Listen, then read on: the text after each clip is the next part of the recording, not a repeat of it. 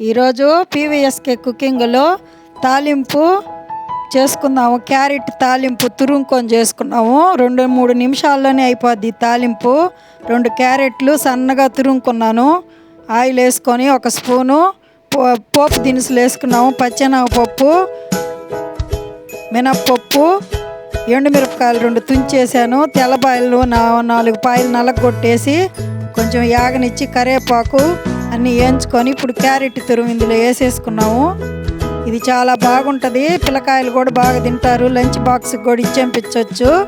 ఈ క్యారెట్ తురిమి తాలింపు భిన్న అయిపోద్ది. 5 నిమిషాల్లో రెడీ అయిపోద్ది. ఇప్పుడు సాల్ట్ వేసుకున్నాము కొంచెం.